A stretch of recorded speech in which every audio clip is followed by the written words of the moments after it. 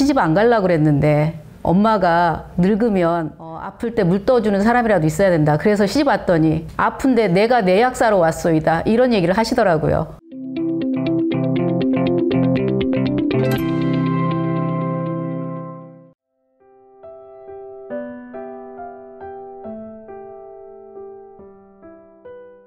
안녕하세요. 저는 최미선이고요. 2014년부터 시민이 인문의 주체다라는 모토로 시민 인문 운동을 하는 활동가입니다.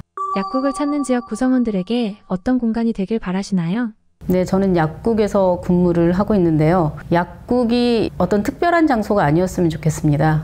누구나 쉽게 들어와서 물 한 잔 먹고 가고 궁금한 거 있으면 묻고 가벼운 농담도 할 수 있는 그런 아주 누구나 쉽게 접근할 수 있는 장소였으면 좋겠습니다.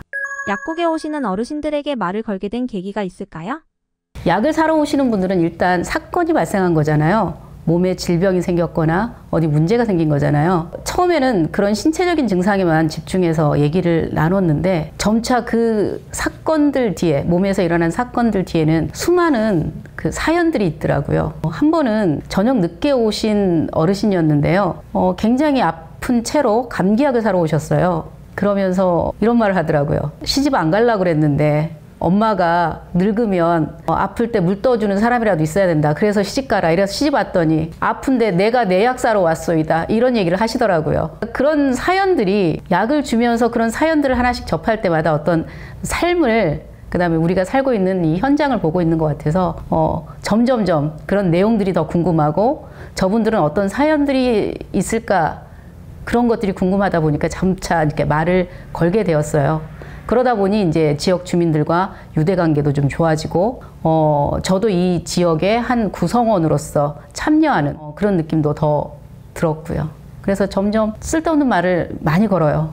아이들이 멀미약을 사러 온다면 어느 학교니 수학여행 가니 이런 굳이 안 물어도 될 말들을 이제 자꾸 시키거든요. 인문학 협동조합 망원경 초대 대표셨는데 어떻게 시작하시게 되셨나요?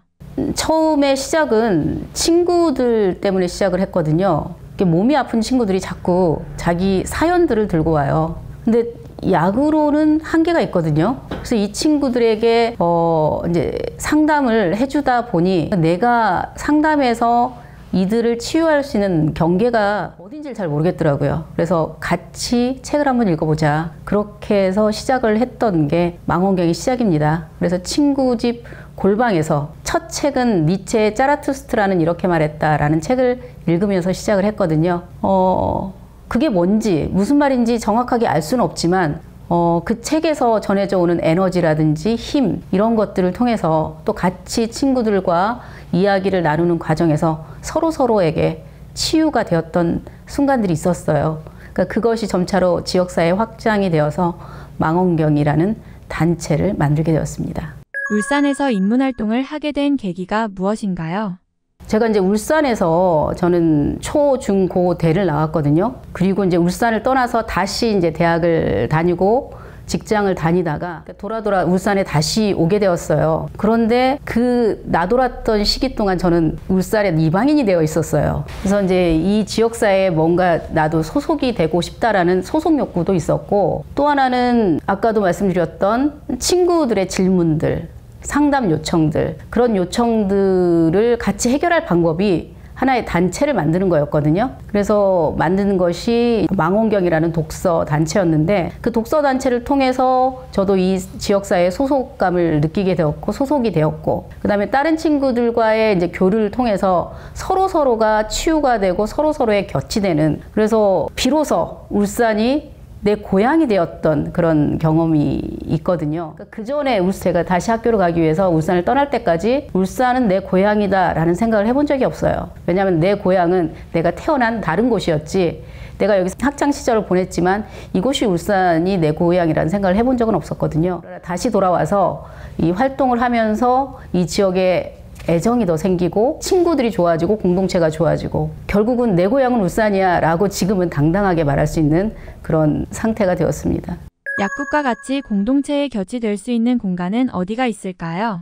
너무도 많죠. 특히 저는 로컬 브랜드의 어떤 빵집이라든지 커피숍들을 주목하고 있거든요. 그래서 일부러 동네에서 제일 장사가 안 될 것 같은 커피숍에 자주 들어가요. 그래서 주인장하고 얘기도 하고 그곳에 들어오는 사람들을 관찰도 하고 그곳에서 책을 읽기도 하고 그래서 그런 꿈을 꾼 적이 있었어요. 이곳에서 사람들과 책을 읽고 토론하고 그 모습을 또 우리 지나가는 아이들이 지켜보고 이것이 공동체 골목길을 살리는 길이 아닐까라는 생각을 했었고요. 실제로 그런 시도들을 하고 있습니다. 그리고 동네 책방도 아주 중요한 교두보가 될 수 있을 것 같습니다. 동네 책방이야말로 그 지역 사람들이, 그 공동체 사람들의 담론이 모이는 아주 중요한 장소거든요.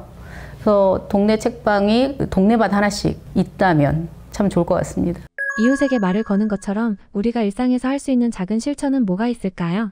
어머니를 지켜보면서 좀 많이 배운 점이 있거든요. 저희 어머니가 70대이신데 동네 한 바퀴 돌고 오시면 동네에 수많은 사연들을 들고 들어오세요. 그래서 저 아랫집에는 누가 뭐 했다더라. 오늘 만난 어르신들은 뭐 아들이 뭐 한다더라. 근데 처음에는 그게 왜 저러실까. 왜냐하면 어머니가 사연을 들고 온 만큼 우리 집안의 사연도 밖으로 유출된다는 얘기거든요. 그래서 그것이 참 이해도 쉽지 않았고 싫었는데 점차 나이가 들면서 아, 저런 분들 때문에 우리 공동체가 무너지지 않는구나 라는 생각이 들었어요. 그래서 사소하지만 그게 중요한 사건이 아닐 수도 있지만 저러한 사소한 잡음과 소리가 없다면 이 공동체는 정말 삭막할 거거든요.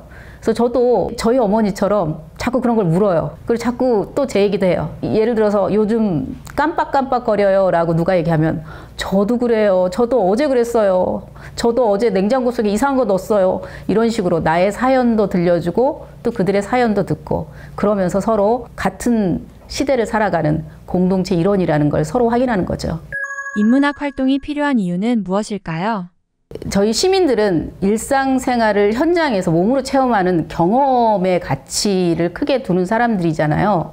근데 그게 경험만 나열이 되었을 때는 자기 삶을 돌아보고 자기가 어떤 다른 선택을 할 수 있는 여지를 갖기가 힘들거든요. 그런데 이제 인문 활동을 통해서 책을 읽고 토론함으로 인해서 자기 삶을 객관적으로 볼 수 있는 어떤 눈을 가지게 되거든요. 그리고 타인과의 교류를 통해서 자신도 돌아보지만 타인도 돌아볼 수 있는 어떤 확장된 시야도 갖게 될 수 있고요. 그럼으로 인해서 우리가 선택할 수 있는 어떤 선택의 폭과 자유를 획득하는 것 같아요. 그래서 나날이 일상생활을 영위하고 실천해 나가고 누군가와 관계를 맺는 것도 아주 중요한 일이지만 그 관계가 어떤 의미를 가지고 있고 또 내가 이 관계 속에서 어떤 역할을 해야 되며 이런 것들을 이렇게 반성하고 생각하는 것은 인문 활동이라고 보아지거든요. 그래서 이 두 가지가 적절히 조화가 되었을 때 삶이 조금 더, 그 다음에 이 공동체가 조금 더 평화롭고 조화롭게 되지 않을까라는 생각을 좀 해봅니다. 지역에서 인문 활동을 하시면서 가장 인상 깊었던 활동이 있으신가요? 최근에 제가 울산에 있는 은둔 청년들을 만나고 있거든요. 처음에는 그들과 만나기 전에 걱정을 좀 많이 했어요. 어떤 사람들일까? 은둔에 있으면 타인과 교류가 없으니 나에게 혹시 적대적이진 않을까? 여러 가지 생각을 하고 그들을 만났는데 제 예상과는 달리 어디서나 우리가 만날 수 있는 평범한 청년들이었어요. 단지 사람들과 만나는 게 조금 두렵고 사회에 혼자 버려진 듯한 어떤 외로움 같은 걸 조금 더 느끼는 사람이었지 특별하거나 더 공격성이 있거나 더 머리가 도태되거나 이런 사람들이 전혀 아니었거든요. 그것이 저에게는 이제 특별한 만남이었고 그들과 이제 심청이 얘기를 했어요. 심청이가 살아온 주거 환경이 이제 바뀌잖아요. 도화동, 용궁, 궁궐 이런 식으로 바뀌어 나가는데 공간이 바뀜에 따라서 그들의 심청의 삶이 이렇게 변화되어 나갔다라는 얘기를 하면서 그들의 얘기를 한번 물어봤어요. 당신들이 사는 공간과 그다음에 사는 거주 환경이 어떻게 바뀌었고 어떻게 바뀐다면 이상적인 삶을 살 수 있을 것인가 이런 얘기를 좀 했었거든요. 생각보다 굉장히 많은 얘기를 저한테 쏟아내더라고요. 저는 그러면서 인문의 힘을 느꼈어요. 만약에 이게 심청이라는 어떤 문학이 없었다면, 심청이라는 매개가 없었다면 그도가 저렇게 많은 깊은 얘기를 서로 공유할 수 있었을까라는 생각을 했었거든요. 그때 인문의 힘을 좀 많이 느꼈습니다. 그러니까 인문의 힘은 이런 이제 은둔 청년들과의 만남, 아니면 청소년들과의 만남, 아니면 이제 지역사회에서 어떤 주민들과의 만남 속에서 늘 충분히 일어나는 활동인 것 같습니다. 현대인의 외로움의 문제를 해결하기 위해서 어떻게 해야 할까요? 외로움의 문제는 고립의 문제하고 맞닿아 있잖아요. 고립된다라는 거는 누가 곁에서 말을 걸어주는 사람이 없었을 때, 또는 내가 말을 걸어야 할 대상이 없었을 때 그 고립감을 느낀다라고 생각을 하는데요. 그러니까 누구나 다 고립을 느끼는 것 같긴 해요. 점점 더. 그렇지만 그렇다고 해서 이걸 방치할 수는 없잖아요. 우리가 이 한 지역사회에서 살아가기 위해서는. 내가 잘 사는 길은 나만 잘 살아서는 안 되거든요. 건강한 공동체 속에서 내가 살아가야 할 때 정말 잘 살 수 있잖아요. 그러면 나도 잘 살아야 되지만 이 건강한 공동체를 위해서 내가 일정 정도 기여를 해야 되거든요. 그 실천적 방법으로 저는 타인에게 말 걸기입니다. 부담스럽지 않게, 자연스럽게. 예를 들어서 버스 정류장에서 옆에 사람이 서 있을 때 그냥 서 있는 것보다 말 한마디 걸으면 좋잖아요. 오늘 날씨 너무 덥죠? 이런 식으로. 실제로 어르신들은 그런 행위들 많이 해요. 제가 이렇게 서 있었을 때 저한테 말 걸지 않는 어르신들은 거의 없었어요. 어디 가요? 뭐 이런 식으로. 근데 저한테 말 거는 젊은이들은 또 거의 없었어요. 그러니까 점점 세대가 젊어질수록 말을 거는 빈도가 낮아지는 것 같은데, 그러지 말고 이제 타인을 위해서, 혹은 그것이 타인만을 위해서가 아니거든요. 자기 자신을 위해서, 우리 공동체를 위해서 타인에게 말 걸어보는 것. 단 타인이 부담스러워하지 않는 범위 내에서 말 걸어보는 것.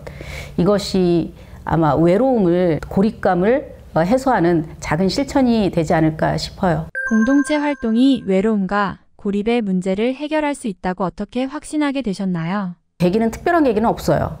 쭉 활동을 하면서 점차 가랑비에 옷 젖듯이 그렇게 확신을 하게 된 것 같아요. 그리고 이 단체를 통해서 지역민들과 여러 루트로 만나게 되었거든요. 학교에 들어가서 학생들과도 만나고, 아까 은둔 청년들과도 만나고, 그리고 뭐 지역 신문사에서 어떤 활동에도 참여해보고, 그럼으로 인해서 점차적으로 나의 활동이 넓어진과 동시에 지역사회가 또 내 안으로 들어왔고, 그럼으로 인해서 서로 상호작용이 지속적으로 발생하면서 저절로 그냥 어느 순간 그런 치유가 일어났던 것 같아요. 지간서가에 우리가 서로의 곁이라면 강연에 바라는 것이 있으신가요?